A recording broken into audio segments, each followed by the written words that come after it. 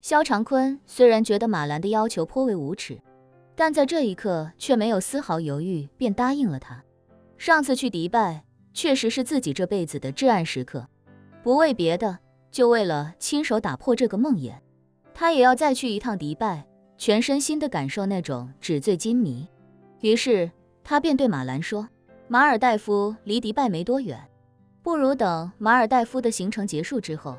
咱们就让俩孩子回金陵，咱俩直接从马尔代夫飞迪拜好了。可以啊，马兰笑呵呵地说，你这个想法挺好，就这么定了，赶紧回去休息休息，明天起来跟初然说一声。这一晚全世界很多人都彻夜无眠，但萧初然却睡得格外踏实，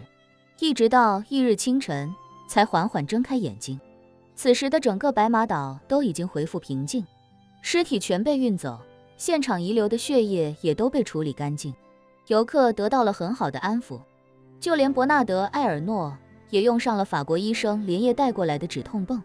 他的膝盖在医学上已经没有了恢复的可能，不过好在人工膝关节置换技术已经非常成熟，法国医生打算让他回去接受治疗，但伯纳德·埃尔诺却坚持要多在岛上留几天，起码先等叶晨走了再说。今天刚好是华夏的农历除夕，伯纳德·埃尔诺特地让岛上的工作人员给整个岛换上了华夏风格的装饰，还专门购买了大量烟花，正让飞机空运过来，打算今天晚上给全岛游客来一个海上烟花盛典。起床后的萧初然并不知道昨晚发生了什么，见叶晨还没起床，他简单洗漱之后，用酒店房间的胶囊咖啡机给自己冲了一杯咖啡，便一手端着咖啡，一手拿着手机来到面向大海的露台。这段时间他心里一直藏着很多事情，各种压力让他喘不过气来。这种一个人坐在海边的场景能让他心里难得平静，只是这种平静并没有持续很久，因为他低头看了一眼手机，便立刻被屏幕上的各种推送吓了一跳。突发，马尔代夫白马岛昨晚遭遇恐怖袭击，塔瓦纳斯维特亲历惊险，全程直播。塔瓦纳斯维特白马岛惊魂一场始料未及的恐怖袭击，黑水公司谋划恐怖袭击，前世界首富用金钱攻势保住上百人性命。萧初然整个人惊得目瞪口呆，昨晚不是塔瓦纳在海景酒吧参加 party 吗？爸妈也去了，但自己和叶晨没去，后来自己困了，就一觉睡到现在，睡得无比踏实。难道自己睡得正香时，这座岛上发生了恐怖袭击？萧初然不敢置信，赶紧点开这些新闻逐个查看。有一条视频新闻用了塔瓦纳直播时的画面，当他在直播中看到爸妈抱头蹲在地上的时候，才意识到这件事竟然是真的。他赶紧又看了许多相关报道，据说是美国黑水公司为了暗杀一位竞争对手，特地冒充万隆店的佣兵发动了这次恐怖袭击，而且这些人原本的目标是杀了酒吧里参加派对的所有客人，搞一个震撼全球的大案件。但没想到岛上那个前世界首富伯纳德·埃尔诺竟然用上亿美金收买了黑水公司的人，让他们自相残杀，化解了这场危机。萧初然顿时感觉无比庆幸，幸亏有这个伯纳德·埃尔诺，不然的话自己爸妈恐怕就已经遭遇不测了。可是在这些条件反射一般的常规思维出现之后，萧初然心里不自觉萌生出一个念头，如果岛上真的发生了这么大的事，叶晨不可能不知道，毕竟当日自己见过那景清法师超乎寻常的能力，而景清法师也说过，以他的实力根本无法与叶晨相比。那以叶晨的行事风格，昨晚他应该不会袖手旁观。难道昨晚的事情之所以能平安无事，一切都是叶晨所为？他赶紧回想昨晚自己一直在看塔瓦纳的直播，看到他唱《刺客》之后，自己就忽然变得非常困倦，然后就一觉睡到现在。而翻看了昨晚相关的新闻报道，似乎匪徒就是在塔瓦纳在酒吧献唱时出现的，这跟自己熟睡的时间高度吻合。想来自己之所以会熟睡，一定与叶晨脱不开干系。正在他积极思考的时候，叶晨推开门，从房间内走出来，站在露台边上，伸了个懒腰，笑着说：“老婆，你今天起得好早啊。”萧初然收起思绪，点头说道：“昨天睡得早，所以今天起得也早了。”说完，他看着叶晨，一脸疑惑地说：“我昨天怎么这么早就睡了？印象中我当时还在看直播呢，稀里糊涂的就睡了。”叶晨随口笑道：“也可能是这2天太劳累了，好不容易放松下来，人就容易倦怠。”萧初然又问他：“那你是什么时候睡的？”叶晨笑道：“你睡了，我就也睡了，怎么了？”萧初然晃了晃手里的手机，说：“我看新闻上说，昨晚岛上发生了恐怖袭击，还挺严重的，我甚至都在相关视频上看到我爸妈了。”叶晨故作惊讶地说：“真的假的？岛上发生恐怖袭击了，爸妈没事吧？”“没事。”萧初然有些佩服叶晨的演技，喃喃道：“新闻上说是那个伯纳德·埃尔诺花钱收买了恐怖分子，所以才救了大家。岛上的游客昨天没有伤亡，我正想着去看看爸妈，问问他们情况。”叶晨只能继续演戏，真没想到马尔代夫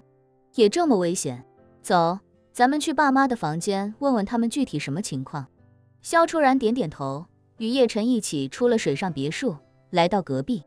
敲了挺久的门，萧长坤才一边揉着眼睛，一边将门打开，看到是叶晨和萧初然，便打着哈欠说：“哎呀，初然，叶晨，你俩怎么这么早就过来了？”萧初然急忙问：“爸，我看新闻说昨晚有恐怖袭击，你和妈没事吧？”“没事儿。”萧长坤毫不在意的摆摆手，“我跟你妈非但没事，还因祸得福，一人有10万美金精神损失费。”说完，他又满脸遗憾地说：“可惜你俩昨天没在，要是你们也在，你俩一人也能拿到10万。”萧初然赶紧说：“到底是怎么回事啊？你快跟我说说。”萧长坤把2人请了进去，把昨天晚上的惊魂一刻添油加醋地描述了一遍。当萧初然听说他和马兰也在酒吧，莫名其妙地昏迷了一段时间，便知道昨晚根本不是什么伯纳德·埃尔诺的金钱攻势救了他们，而是叶晨出面救了他们。他不由得看向叶晨，却见叶晨听故事听得一脸入神，好像对昨晚的经过非常感兴趣一样。他心中忍不住叹气，叶晨与自己的婚姻中充满了各种各样的谎言，即便他做了英雄，救了自己的爸妈，可他依旧还要在自己面前演戏，这种感觉确实让人倍感无奈。这时，马兰听到动静，也从卧室里走出来，见到叶晨和萧初然，兴奋异常地说：“闺女，好女婿，咱们这趟马尔代夫来的真是太值了，1分钱不花，走的时候还能挣不少。”萧长坤呵呵笑道：“我都跟他俩说过了。”说着，萧长坤又看向叶晨和萧初然，道：“对了，叶晨、初然，我俩商量了一下，打算走的时候去趟迪拜玩几天再回去。你们要有事就先回金陵，不用陪着我们。”萧初然知道爸妈这次拿到20万美金的补偿，能踏踏实实回金陵，反倒不是他们的风格，所以便点了点头，说：“那你们自己规划行程就好。”这时，门外忽然响起门铃声，萧长坤起身开门，便见管家哈尼站在门外，恭敬地说：“萧先生您好，冒昧打扰您了，这么早过来是有3件事情跟您说一下。”萧长坤点点头：“你说吧，哈尼。”哈尼便道：“第1件事是华夏使馆的工作人员跟我们联系了，他们想让我们向所有华夏客人转达一下，如果诸位要提前离岛，需要大使馆帮忙的话，他们可以安排航班帮助华夏客人回国，不过这全看自愿。如果您和家人愿意继续留在白马岛上，他们也不会干涉。”萧长坤道：“使馆动作够快的，不过我们就不折腾了，等退房那天再离开吧。第2件事呢？”哈尼说：“第2件事是我们集团总裁伯纳德·埃尔诺先生知道今晚是华夏农历的除夕夜，所以特地在亚洲风情餐厅准备了年夜饭，下午5点钟，请您和家人以及岛上其他华夏客人一起到那里过个新年。埃尔诺先生也会亲自参加，到时候咱们也会在现场转播华夏春晚。肖长坤笑道，你们岛上的服务还挺体贴。对了，干嘛5点钟就开始吃年夜饭啊？哈尼说，咱们这里跟华夏有3小时的时差，慢了3个小时。下午5点的时候，华夏时间已经是晚上8点了，春晚应该也开始了。哦，这样啊。肖长坤笑呵呵地说，那行，我们到时候准时过去。对了，你帮我问一下，你们老板承诺的赔偿金什么时候给啊？哈尼忙道，肖先生，这就是我来找您的第3件事，麻烦您提供一下您和您家人的银行账户信息，我们集团财务今天就给诸位汇款。另外，叶先生和肖女士也可以得到同样的赔偿。我们老板说了，岛上所有客人一视同仁，每人10万美金。